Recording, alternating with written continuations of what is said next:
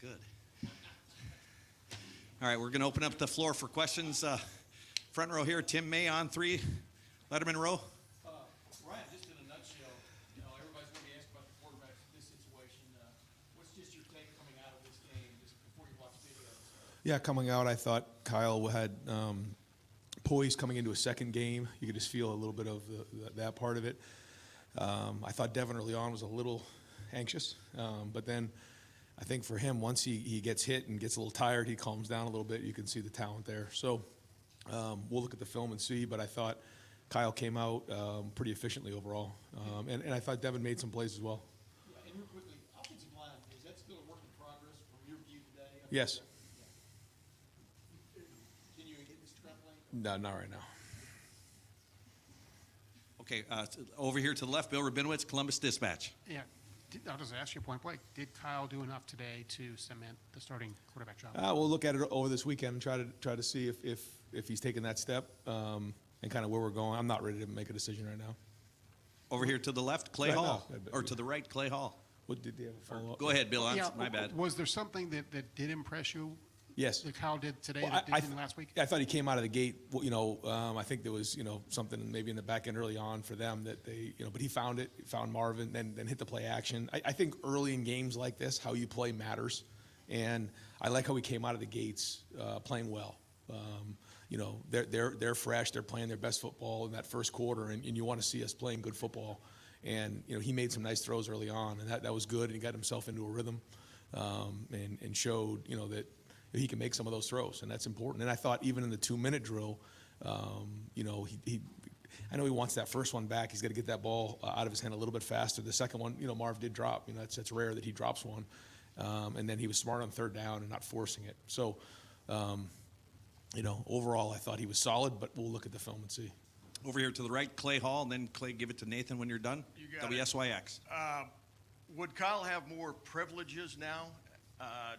Can he improvise in any way, or does he still have to be right on plan as you orchestrate it? I think as we start to get more games under our belt, you'll start to see more and more open up. But he looked more comfortable for sure in this game, and every time you play, and that's why we try to get Devin more snaps to get kind of those first things flushed out. Things maybe you saw Kyle in the first game.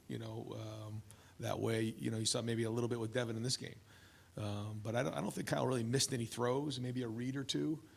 I guess maybe there was a couple, but I thought he was much more efficient in this game. I think he was more comfortable back there. At least it looked that way to me. He's not the full-fledged starter yet. We'll see. We'll look at the film and kind of evaluate it after we watch the film and go from there. And like I said, we'll take it week to week. Over here to the left, Rob Aller, Columbus Dispatch, and then give it to Joe, please. Yeah, it's fairly or unfairly quarterbacks are compared against the guys that preceded him. CJ was great. It's seeing the field, reading the field. Where is Kyle in that specific area? And he did look more poised, I thought, in the pocket. Yeah, I agree with you. It is hard to compare to other quarterbacks, but I think the more you play, the better you see it. And, I remember that first game against Minnesota. CJ struggled in that first half and then really calmed down in the second half. And then, did some really good things in the Oregon game, threw a couple balls into coverage in that game, but there was enough in that game to say, ooh, we might have something here. Even though we lost the game and people were coming at him hard, he threw over 400 yards in that game because we had to. We didn't do a good job running the ball there. And then you could start to see it develop over time, and it was a tough stretch in there, But you think about Dwayne. I just kind of felt like Dwayne saw it. You could kind of see that early on. Justin, that was a little bit different. It took him until almost past the Michigan State game before he really got him. But he was so athletic he could make plays with his feet. So I guess I go through those guys because you ask about his predecessors, and I don't think we'll know the answer to that until we get a few more games in. And same thing with Devin. Because when you're seeing it for the first, I remember being a quarterback. It's like what you put the film on, you're like, what did I see? And then the next time you do it, you're like, oh, okay. And then sometimes you come out of games, you're like, I don't even know what just happened in that game. I just found the flow of the game. I found the rhythm of the game. And that's something we talk to our quarters about. Find the speed of the game. Because if you're too slow, not good. If you're too fast, not good. And that's part of playing this game. And so we try to get both guys into a rhythm early on. Sort of did that. We'll continue to try to do that. Over here to the right, Nathan Baird, Cleveland.com, and then pass it over to Austin Ward, please. But last week, Indiana's offensive playing style limited the number of possessions you had.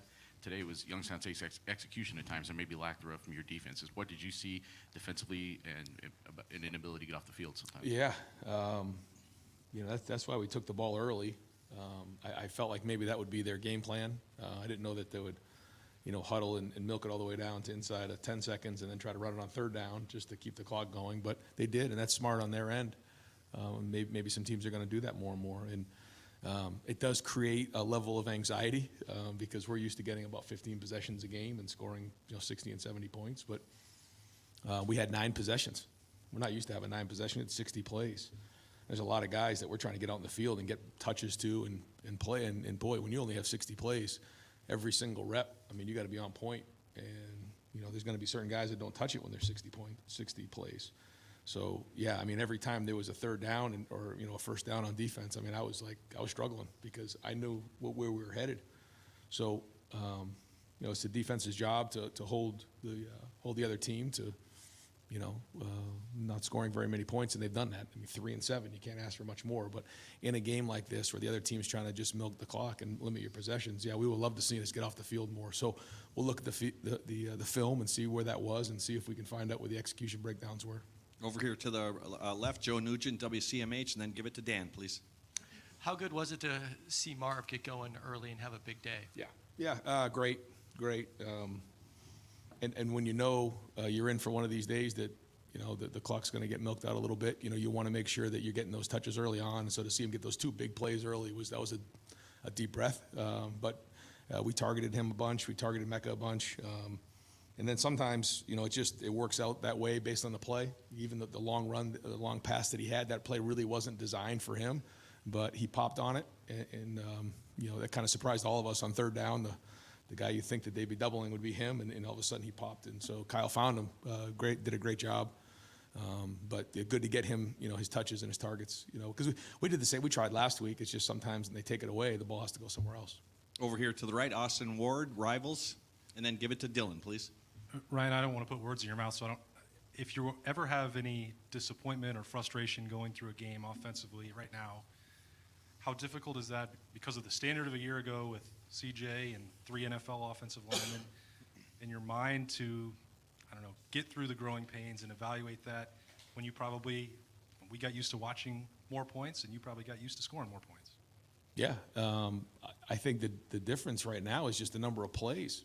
Yeah, because if you don't get called for holding there and we score, it's 42, and we scored 6 touchdowns and 9 possessions. We'd take that 67% of our drives scoring touchdowns.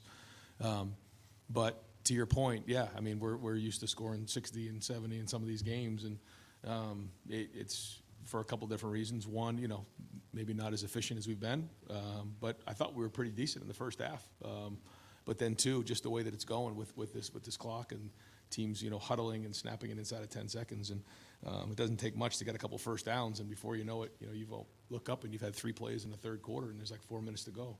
So something we just have to recognize, and I think we saw it coming. I talked to Jerry about that going into the first game. I said, this is going to be an interesting year because of this rule. And, man, that clock just seems to keep running. And so we'll have to be more efficient and do a great job, especially in the first half of coming out of the gates and being, really good with that, which, again, I thought we did that on offense. We were much more efficient, regardless of the opponent. You have to make sure you're clean. I did think the protection was good on the offensive line. That was solid. Bigger challenges to come. Over to the left, Dan Hope, 11 Warriors, and then give it to Pat, please. Ryan, with the Notre Dame game coming up in a couple weeks, is there more of a sense of urgency going into this next week to settle in on one quarterback and start to give one guy all the reps? I think that's worth considering, yeah. But, I think that's something that, we got to talk about as a staff. Over here, Dylan Davis, Delaware Gazette, and then give it to Spencer, please. I guess just expanding on what he said, how important is that for a quarterback to be able to have a full week of going in as the unquestioned leader of a team before they have to go into the challenge like Notre Dame? Is that, how much stock do you put in that? Is that a real part of it, or? I don't know. We'll probably get on this film, figure out what this next week looks like, and then we'll we'll figure out Notre Dame when we get there. But I think, again, it's a legitimate question. Yeah, I don't have the answer for you right now, but I understand what you're asking. And we're just going to focus on Western Kentucky now and, do the best we can to grow this week. This isn't about, winning this game. Certainly we have to win this game, but we have big goals in mind. We're building this thing for the long run. And, we have high expectations. We want to be perfect. We know where we need to be. So we're not accepting anything other than excellence. And we know what that looks like, and it isn't just built in 1 week. So we're growing towards that. The guys are into it. They know what it takes. And, we've been in a situation where, early in the season, it feels like, okay, we're going right to the national championship. It doesn't work that way. You have to build the foundation the right way for the long haul. And I think our guys are bit into that and understand that. So we just need another great week of work this week and keep learning and pushing and getting these guys as many reps as we can. Guys, we're going to have just time for a couple more, and then we're going to get some players up here over to the left. Pat Murphy, 24/7 Sports. Ryan, after last week's game, you mentioned Chip's running today. Trayvion's over 11.2 yards per carry. Is this how you see this running back room playing out throughout the year? Different guys popping each week, perhaps? It's good. Another great question. I don't. When you have 60 plays, man, there's just not a lot of rushes to go around. When you. So it is what it is. I really wanted to try to get Trayvion the ball. I think there was two runs that he had that were holds, or maybe that I don't know. He did have I guess 2 catches. He had the 2 screens, and so we got to keep trying to find the ways to get him the ball as well, running the ball, but also out in space because he's so good in space. You see how fast he is when he gets to that edge. I mean, it's got a chance to go. I know he was, he came over and felt awful about reaching the ball out, but boy, he hit that hole hard. I mean, he was running downhill today when he had an opportunity to do, and that was a great step. I was very impressed with that, so that was good. But he's going to have to be in games where he runs the ball more for sure. So we'll keep doing that. But again, I just go back to in a game like this when that clock's running and I'm looking at it, I'm just thinking about throwing the ball more so that we can get more plays, because I just feel like there's a lot of guys on our team that deserve to play. And when you only have 60, there's just not a lot of plays to go around. And these kids deserve to get out in the field. So it's a little bit frustrating, but we've got to deal with it. Over here to the right, Spencer Holbrook, Lettermen Row. Right, when it comes to the offensive line, it seems like the progress isn't exactly linear. Like you get better run blocking, you get better pass blocking, you get the penalties. Last week you don't have the penalties, but when do you need to start seeing progress become linear in that unit, and what does that look like moving forward to make sure that you guys know you can go to South Bend and be able to take care of business? Yeah, like yesterday. We have urgency. We want it now. We're not going to wait around and say, well, we'll get it next week. We got to get it fixed now. And I agree with you. There were some good things today for sure, but to use your term about linear improvement, I think it's just the consistency. We can do it. I know we have the talent. Our guys are very, very talented. So we have to look at what we're doing schematically, make sure it's not too complex, make sure it's simple, because all we asked them to do was play really, really hard and execute. Effort and execution was the 2 things that we focused on all week. So we'll watch the film, and if the effort was there, then they get a check for that play. If the execution was there, they get a check. If not, then they don't, and then we'll find out who grades the champion. And it's really that simple. So, we have to identify if we're doing the right things with them and where the breakdowns are coming from, and that's the coaching. And final question for Coach over to the left, Cameron Teague Robinson, The Athletic. Ryan, you mentioned Trayvion. Oh, you're right. You mentioned Trayvion running and being physical, running strong through those holes. As you work through the growing pains of the offensive line and you work to try to get Kyle and Devin more comfortable at quarterback, how important is it to have a healthy Trayvion that you can lean on? Like you said, he's probably going to have to run the ball more sometimes. Yeah, no, you can see the explosiveness, and having him healthy is a home run threat at all, any point of the game. And that's what's fun about being around an explosive offense, and that's what I keep telling the quarterbacks. You don't have to make extraordinary plays. You just got to make the routine plays routinely, because we have these guys. And we'll keep trying to find ways to get the ball out in space to them, like we did a few times today with these guys, and get them the touches they deserve, because they'll make plays. Yes. Yep. Coach, thank you very much. much. Guys, thanks. All right, folks, we've